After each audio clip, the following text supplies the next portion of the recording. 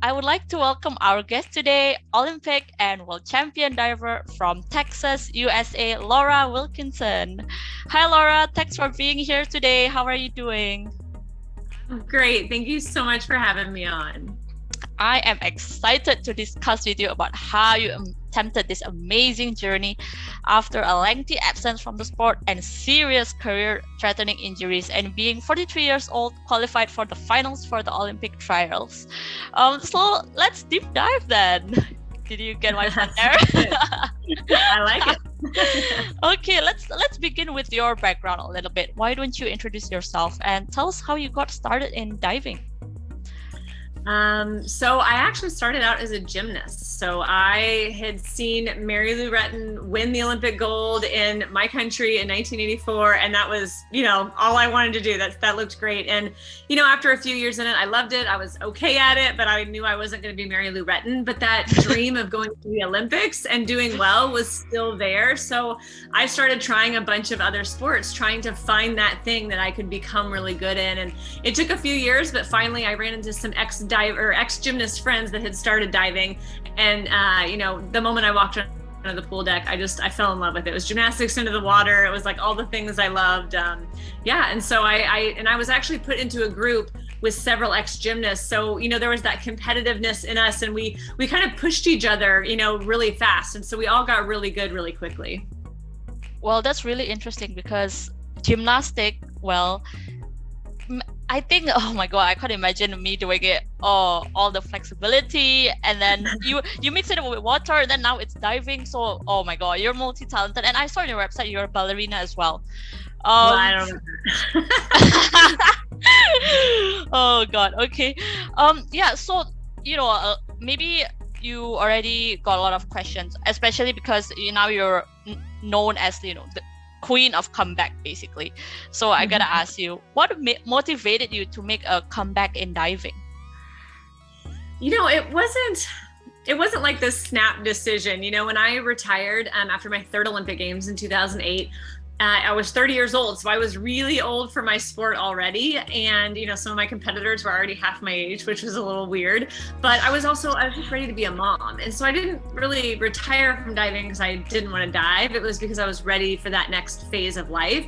Right. So it was kind of always in the back of my head, like maybe I'll get in and play again. Maybe I'll, do something with it again. And it wasn't until 2016, I just took my kids to see my coach at the pool to say hi. And he's like, you should come in and, just maybe like one day a week, just come in and play a little bit, have some like me time, away from the kids. And so I did for 1 hour, one day a week. I started coming in and just playing a little bit. And the minute I hit the water, it felt like home, and it was just fun to kind of be back in that environment. But of course, as I kept coming back, week after week, like things started coming back. And I was like, would I be crazy to do this again? And immediately my coach said no. And so at that point, we're like, okay, should we give this a try then? And that fall, we were just in a position where my husband could be home with the kids. And he said, you know what? Take the fall and try it. Like, be all in, go full time, and just see. Like, you'll know in a couple of months, like, can I do this, or like, am I just done? And so by the end of that year, I had all of my dives off the 10-meter platform again, and I was ready to compete. So it was, definitely not the road I expected, or not the snap decision. But one thing just kept leading to another. Yeah, definitely. And from your story, I can hear that a lot of people are supportive towards your journey, and actually they're the one who's encouraging you to make a comeback in diving itself. So that's a really good support you have there. And of course, during the last 2 years, it has been a strange situation for us. So when you started training, and then eventually you tried to get qualified for the Olympics, and then you have to, and then it got postponed because of the pandemic. So I'm just curious, how did you train during the pandemic? Was there anything different? Was there a limitation that your kids couldn't see you during the training? Maybe you can explain a little. There were a lot of things. We didn't have access to our pool for a little while. So Right. I brought mats home from our gym, and I was doing flips in the backyard or in the garage. So it's kind of fun. My kids actually got to see me doing a lot of that, which was neat. But we didn't get access into a platform because there's not one at our facility here until about 3 months before the Olympic trials. And so that was really tough. So I went into the Olympic trials not feeling very prepared. I had just relearned my dives, and the thing is, the year before in 2020, I felt like I almost had the exact same situation because I had been recovering from a 2-level cervical fusion. So I have a titanium plate in my neck, and it took me a year to recover from that. I wore an Orthofix bone growth stimulator, like all these things. It took me a year, but I got back on the platform. I had just started competing when the pandemic hit and the world got shut down. Right. So I had only been on 10 meter for 3 months then too. So I kind of feel like in the last several years, I only had about 6 months up on the 10 meter. So it's all felt very rushed, and it's fun to be back up there, but it has been probably the craziest athletic road I've ever been on. For sure. I just can't imagine, with the injuries and then with the strange situation, which is the pandemic. So it must be really, I don't know, difficult, but also fun time for you, I guess. And, Laura, you mentioned that when you decided to stop diving for a while, it's because you were ready for that next phase of life. And I think that applies to a lot of people. So nowadays, more people are becoming aware of what they want to do. And many people feel anxious or discouraged to go back to what they are passionate about after being dormant. So what was the transition like for you to go back? What was the most challenging part? Well, I think for anyone who's done something and been somewhat successful at it, it's going back and maybe starting over. And that's embarrassing because maybe you're in front of people who saw you when you were really, really good. Like when I got back into play, here my air quotes, to play, I was having to dive in front of people who were training for the Olympic Games. And the last time they saw me dive was when I was training for the Olympic Games. And so I kind of felt like this fat, out of shape mom trying to put a swimsuit on in front of that, and it was very mortifying for me, but I wanted to be in the water and try it more than it made me uncomfortable. And so I think that's kind of what won over. But that's the hardest thing, I think, is to be starting over at something that you were maybe once really good at, and you don't know how good you're going to be this time around. So it's very humbling. And a lot of people don't want to walk through that process, but if it's something you really want to do again, it's worth it. And we have to put aside what we're worried other people are going to think about us. Usually it's just us and nobody else really cares. But we're so concerned with how people are looking at us and what they think, and other people's opinions are not necessarily facts, and they're not necessarily the truth, and they don't need to define how we feel about ourselves and what we're doing. So we need to start separating how we think the world is viewing us with how we are viewing ourselves. All right. Yeah, I think I completely agree with you there. But, with a lot of social media pressure and everything, I think people become discouraged. So that's why I think, it's really important to hear that coming from you, because you're the one who went through it before.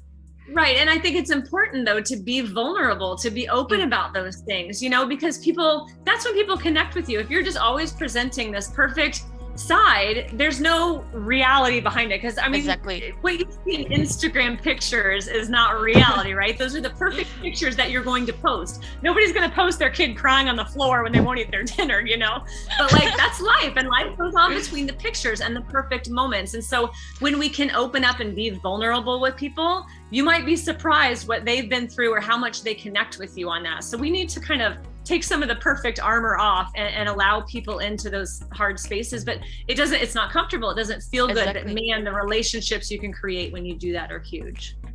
Yeah, exactly. And that's why, it's important to say the message out there that, it's important to feel uncomfortable before you achieve what you want.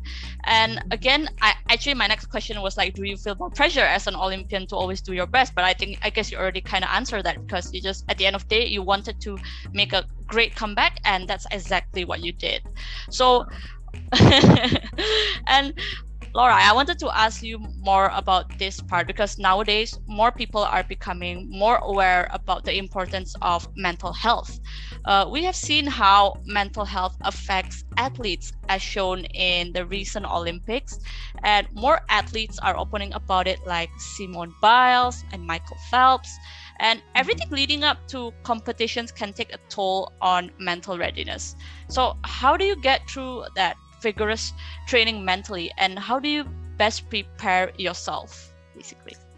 I think it's really important to have a strong group around you. It's really about your community, who's your little village that's going to support you when things are going well and when things are not going well. And I love that people are being more open and talking about it more, but there's also a dangerous side as people are going to start using that as their excuse. So there's kind of a balance. And that's where I think you have to have people that you trust around you that can be there when you need them, but that can also call you out when you're kind of just making excuses and not wanting to do it. So there's people that know you well enough to know that balance. You know what I mean? Like as Simone went through, she was getting lost in the air and disoriented. And that's very common in my sport as well. And I understand that. And that's when you're doing it at a very high level, it's dangerous. You can get hurt. So knowing the difference of like, okay, this is not made up. They're not making excuses. This is the reality. Now it's a dangerous situation versus, oh, I'm kind of depressed. I just don't want to be here. You know, I'm not happy. Like that's different, you know? So, and having coaches or, you know, teammates or just friends around you that can tell the difference and help support you in those moments is really important. Yeah, I completely agree. And like based on your story, you already have like a supportive, you know, individuals around you, from your coach, your family, and of course your kids. Yes, so I'm very lucky. now I wanna, since we're talking about like your kids and the family, now I want to focus more on that. Now that you have kids, what has been different, and how do you manage? What was being involved in the Olympics like while having kids? I mean, I can't imagine.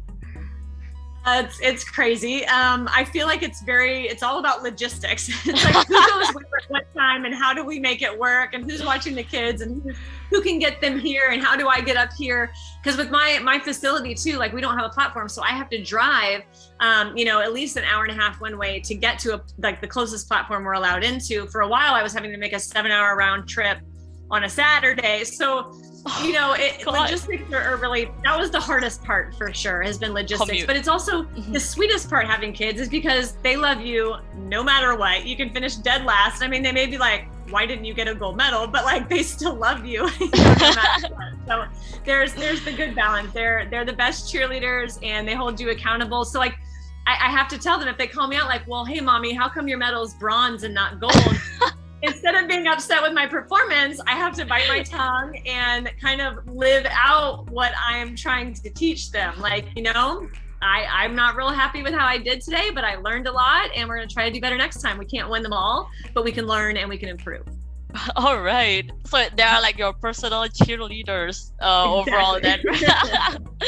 Oh my God. I mean, like the fact that you need to drive 1.5 hours just for your training. Oh my gosh. Wow, absolute respect. And a lot of podcast time though, so it's not all yeah. So speaking of podcasts, so you actually have your own podcast, Pursuit of Gold, and oh my God, the guests that you bring, they are amazing. And it's interesting to hear the perspective of, you know, people who are involved in athletics or even in sports itself, you know, because us as a viewer, we only know you guys go to training and then you compete, but you don't know what's behind the scenes. So I think that's really, you know, an important part, an important element in your podcast. And also you have written a book, right, Laura? Yes. Oh. Life at 10 meters, the lessons from an Olympic champion. Yeah. So I'm curious. I think you've done pretty much everything, writing a book, doing a podcast. So what's next for Laura then?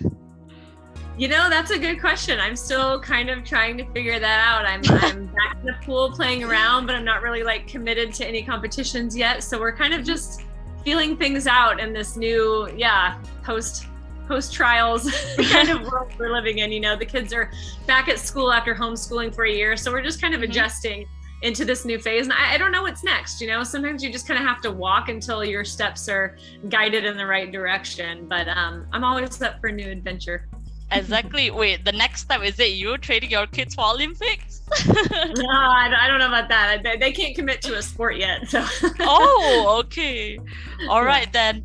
I think that pretty much wrap up our discussion for today. Thank you so much, Laura, for joining. For our listeners there, I hope you learned something new and you're equally inspired by Laura's story. Make sure you follow our Instagram at Spill the Teapots and visit our website, spilltheteapots.com. And Laura, would you like to share your social media? Where can we find you online? Definitely, LauraWilkinson.com. All my connections are there, the podcast, the book, all my social media handles. I kind of live on Instagram, so Lala the Diver. Go DM me over there. That'd be fun to talk. Awesome. Thank you so much, Laura. Thanks, and hope you enjoyed this episode. Thank you. Thank you. Bye.